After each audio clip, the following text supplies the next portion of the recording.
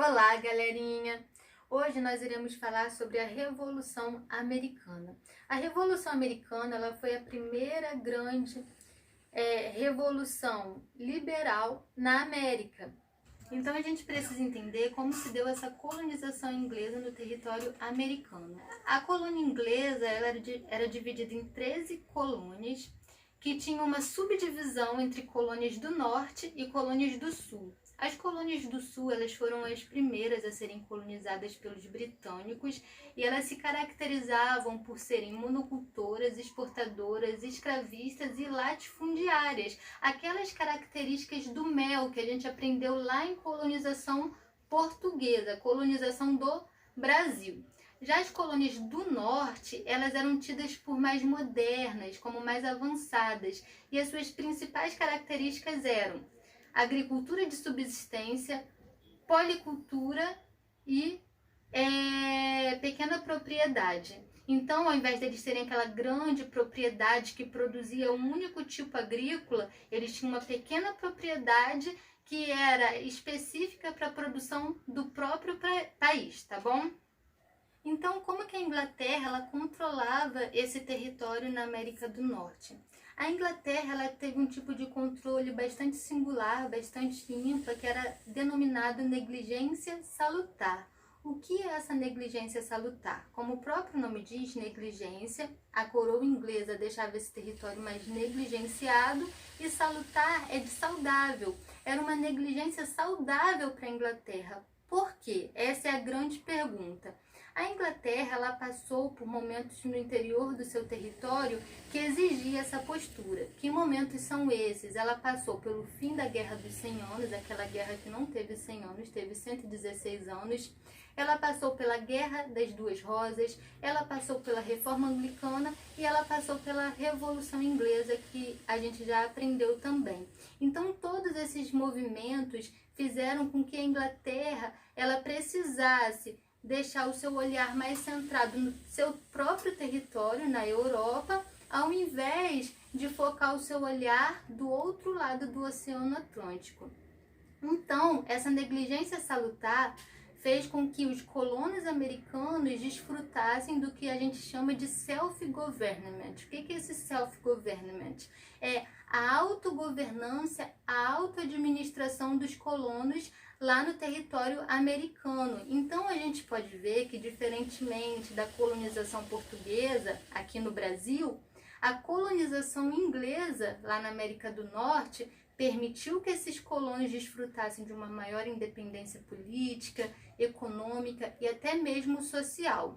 Porém, essa maior flexibilização, essa maior independência da administração da colônia começou a ter uma mudança. A coroa britânica começou a aumentar a fiscalização, começou a ser mais rígida no controle dessas 13 colônias. E por que a gente tem esse aumento do controle a partir do século XVIII? Por dois motivos principais. A gente tem a Revolução Industrial, que fazia com que a Inglaterra precisasse buscar matéria-prima e mão de obra e mercado consumidor, que eram coisas bastante abundantes aonde? Na América do Norte. Além disso, a gente tem a Guerra dos 7 Anos, que ocorreu entre 1756 e 1763. Essa guerra dos 7 anos foi uma guerra travada entre França e Inglaterra, que objetivavam dominar territórios na América do Norte e na África. Quem ganhou essa guerra? A Inglaterra. Mas mesmo a Inglaterra tendo se sagrado vencedora, tendo saído vencedora, ela sofreu prejuízos por ter investido nessa guerra. E esses prejuízos se deram principalmente no âmbito econômico. E aí a Inglaterra teve a brilhante ideia de que ela pensou assim, já que eu estou passando por problemas econômicos, o que eu vou fazer? Eu vou aumentar os impostos cobrados aonde? Lá na minha colônia, na América do Norte. Os colonos americanos gostaram? Claro que não. Além disso, a Guerra dos 7 Anos favoreceu um sentimento de independência em relação à coroa britânica, uma vez que esses colonos, ao ajudarem as tropas britânicas a lutarem contra os franceses na Guerra dos 7 Anos, eles adquiriram experiência militar. Então, eles já não se sentiam tão dependentes da proteção conferida pelas tropas britânicas. Outro fator foi também que a Guerra dos 7 Anos favoreceu a unificação das 13 colônias em torno de um inimigo comum. Então, a Guerra dos 7 Anos favoreceu essa unidade. Embora não tenha surgido um nacionalismo, surgiu uma unificação em torno de interesses comuns. As ideias iluministas surgidas aí no século XVIII, no início do século XVIII, final do século XVII, elas tiveram importância ímpar nesses movimentos burgueses. E no caso da Revolução Americana, a gente tem que destacar a participação do teórico filósofo John Locke. John Locke, como eu já ensinei para vocês, ele era um contratualista. Ele defendia que o dever de um governante seria garantir os direitos inalienáveis. E caso ele não o fizesse, o povo deveria deixar de se sujeitar à sua autoridade. Além de ser um contratualista, John Locke defendia que a participação política determinava a validade de uma lei. Isso era muito importante se tratando da colonização inglesa, porque a colonização inglesa fazia com que legislações chegassem a esses colonos, chegassem à América do Norte, sem nem mesmo passar pela aprovação, pela participação desses colonos, ou seja, era algo imposto, algo arbitrário. Então, esses colonos, baseando-se nas ideias de John Locke, principalmente, começaram a buscar uma maior autonomia política. Como eu falei, o controle da coroa britânica ela aumentou e existem 5 leis que manifestam esse maior controle, um controle mais rigoroso por meio da Inglaterra. A primeira foi em 1764, que é conhecida como a Lei do Açúcar. O que é essa Lei do Açúcar? É o aumento da taxação de tributos sobre o açúcar que era comprado por esses colonos. A segunda lei foi a Lei dos Selos, em 1765. Como assim, Lei dos Selos? A Inglaterra obrigava os colonos de que todo documento público deveria ter um selo da coroa britânica. Mas por que ter um selo da coroa britânica? Fácil, gente. O selo ele precisa ser pago e esse valor que os colonos pagam vai para os cofres ingleses. Além disso, a obrigatoriedade desses documentos públicos terem um selo faz com que a coroa britânica tenha uma maior fiscalização sobre tudo que circula nessa colônia. Aí a gente vai ter o terceiro, que são os atos de Townshend. O que é esses atos de Townshend? É o aumento da tributação, da taxação sobre produtos que são importados para essas 13 colônias. Que produtos? Chumbo, vidro, papel, tinta e muitos outros. Nisso tudo, a gente começa a ver o quê? Que esses colonos têm que pagar mais caro por produtos que eles usufruem. Aí a gente tem a Lei do Chá, em 1773.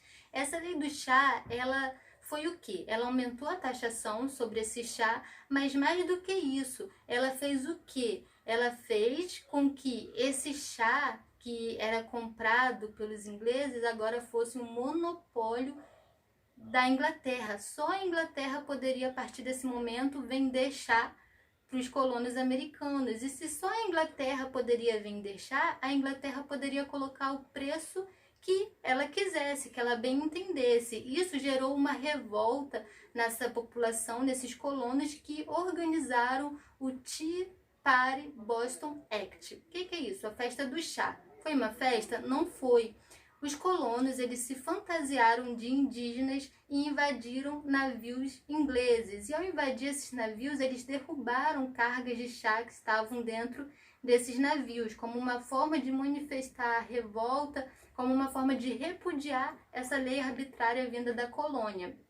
E aí, como reação a essa festa do chá, a Inglaterra cria as leis intoleráveis. O que são essas leis intoleráveis? São um conjunto de leis impostas pela coroa, pela metrópole, que, como o próprio nome já diz, não serão toleradas pelos colonos. Essas leis intoleráveis, ela assegurava o quê? Ela assegurava que os portos de Boston seriam fechados até que os colonos americanos pagassem o valor referente às cargas derrubadas ao mar. Também assegurava que os colonos, e olha que louco, né? Que os colonos americanos deveriam alojar militares britânicos que estavam na América para quê? Para fiscalizar. Então, além de você ter uma maior fiscalização sobre o que você faz, o que você vende, você teria que agora o quê? Abrigar esses militares que iriam te fiscalizar. Também essas leis intoleráveis asseguravam que crimes cometidos em território americano, nas 13 colônias, não seria mais julgado nas 13 colônias, mas seria julgado na Inglaterra. Ou seja, a gente percebe por essas leis intoleráveis que a coroa está aumentando a opressão tributária, política, social sobre essas 13 colônias. E os colonos não vão ficar quietos, né, gente? Como resultado dessas leis intoleráveis, então, a gente vai ter a organização do primeiro Congresso Continental, que será feito na Filadélfia em 1774. Esse primeiro Congresso da Filadélfia, ou Continental, reuniu todas as colônias, exceto a Geórgia. E eles reafirmavam nesse congresso a fidelidade ao rei, mas exigiam que seus direitos fossem respeitados. Os colonos também eles acordaram que, caso essas exigências não fossem atendidas, eles se reuniriam no próximo ano para resolver o que fariam a partir daí. Vocês acham que as suas exigências foram cumpridas, foram atendidas? Não, porque se tivessem sido atendidos nesse primeiro Congresso Continental, talvez a gente não teria essa separação dos Estados Unidos e Inglaterra. Então, como não foram atendidas as suas exigências, a gente tem o segundo Congresso Continental, também na Filadélfia, no ano de 1775. Nesse congresso, a gente aí tem a reunião de todas as colônias, inclusive a Geórgia. E aí, eles já são a favor da separação, eles não reafirmam mais a sua fidelidade ao rei, pelo contrário, eles querem a emancipação política dessas 13 colônias em relação à Inglaterra. E aí a gente tem no dia 4 de julho de 1776 a Declaração de Independência dos Estados Unidos da América. Conseguimos isso. Excelente. Obrigado. Bom trabalho.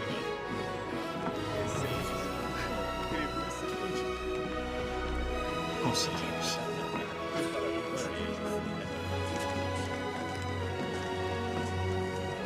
Parabéns. Excelente. Excelente.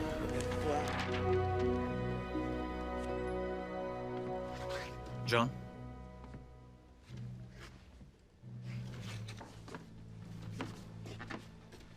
Tommy mereceu isso.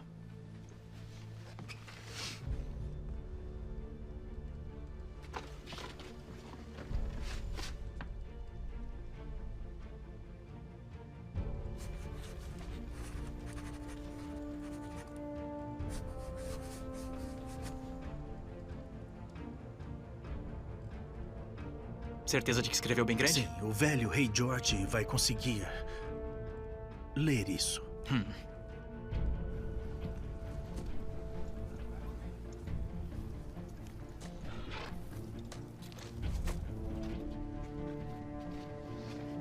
Quando no curso dos acontecimentos humanos se torna necessário a um povo dissolver os laços políticos que o ligavam a outro, o respeito digno exige que se declarem as causas que os levam a esta separação.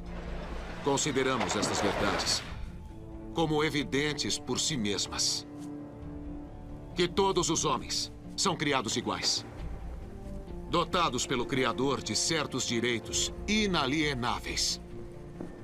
E entre estes estão a vida, a liberdade e a procura da felicidade. Para garantir estes direitos, governos são criados entre os homens, derivando seus justos poderes do consentimento dos governados. E sempre que qualquer forma de governo torna-se destruidor de tais fins, cabe ao povo o direito de alterá-lo ou aboli-lo e instituir novo governo. Portanto, nós, representantes dos Estados Unidos da América, em nome e pela autoridade do bom povo destas colônias, publicamos e declaramos solenemente que estas colônias unidas são e de direito têm de ser estados livres e independentes, que estão desobrigados de qualquer vassalagem para com a coroa britânica e que todo vínculo político entre eles e a Grã-Bretanha está e deve ficar totalmente dissolvido. E em apoio a esta declaração, plenos de firme confiança na proteção da divina providência, empenhamos mutuamente nossas vidas, nossas fortunas e nossa sagrada honra. Como a gente não é bobo nem nada, é fácil de entender que essa declaração de independência não vai ser aceita facilmente pela Inglaterra. E aí a gente vai ter como consequência dessa declaração a guerra de independência. Essa guerra de independência, ela vai se dar por meio da organização de um exército continental ou exército colonial que vai ser liderado por George Washington, um rico fazendeiro. E aí, esse exército continental, ele vai receber apoio francês. E eu pergunto para vocês, por que apoio francês? A gente tem que lembrar que os franceses perderam a guerra dos 7 anos. E eles tinham um sentimento de revanche. E aí eles apoiaram esses colonos americanos como forma de enfraquecer a Inglaterra. Então os franceses, eles enviaram tropas, enviaram munições, pólvora, armamentos e muitos outros para poder fortalecer o exército continental e assim enfraquecer a Inglaterra. Além disso, a gente tem apoio de outras nações, como Holanda, como a Espanha, porque Holanda e Espanha quiseram apoiar o exército continental. A gente tem que pensar que a Inglaterra ela está despontando como pioneira no processo industrial. Então, a Holanda e a Espanha queriam enfraquecer comercialmente essa nascente potência comercial, tá bom? E aí a gente tem o grande território americano dificultando a vitória das tropas inglesas, bem como a gente tem também a distância grande, né, entre Inglaterra e América. Essa distância grande dificultava a chegada de suprimentos para as tropas britânicas. Esses fatores juntos fizeram com que os colonos americanos fossem favorecidos em relação às tropas britânicas. E aí a gente tem em 1783 o fim da Guerra de Independência, com vitória agora dos norte-americanos, surgindo um novo país, uma república na América, os Estados Unidos da América. A gente tem o reconhecimento dessa independência por meio de um tratado chamado Tratado de Paris ou Tratado de Versalhes. Esse Tratado de Versalhes não é o mesmo lá da Primeira Guerra Mundial, tá? Ele se deu em um outro momento, se deu em 1783, então se atentem às datas. E esse Tratado de Paris reconhecia a independência dos Estados Unidos em relação às outras nações. A gente vai ter em 1787 a primeira e única Constituição norte-americana, que perdura até os dias atuais. E essa Constituição americana ela vai consagrar os direitos da elite. Por quê? Porque ela vai beneficiar três pessoinhas, os brancos, os anglo-saxões e protestantes. Então esse grupo, o WASP, vão ser os favorecidos, vão ser os beneficiados por essa Constituição. E os negros, eles vão ter a abolição da escravidão? Não. E os nativos, o que vai acontecer com eles? Eles vão ser cada vez mais dizimados. À medida que a marcha para o oeste se intensifica, essa população nativa ela vai sendo dizimada por esses americanos.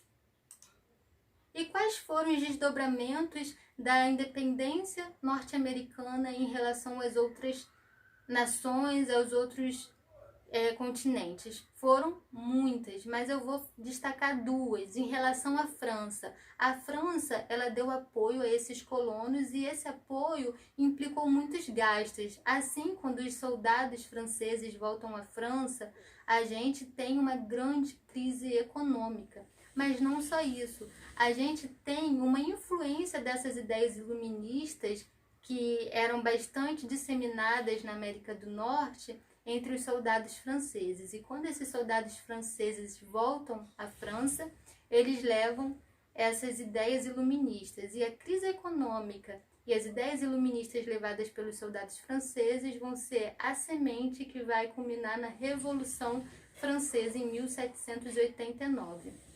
Agora, se tratando do Brasil, a gente tem a Revolução Americana influenciando um importante movimento, a Inconfidência Mineira. Então, a Inconfidência Mineira ela é influenciada totalmente por essa revolução que se dá na América do Norte. Agora, a pergunta que não quer calar, gente. Vamos pensar. A Revolução Americana, ela foi mesmo uma revolução ou ela foi uma revolta?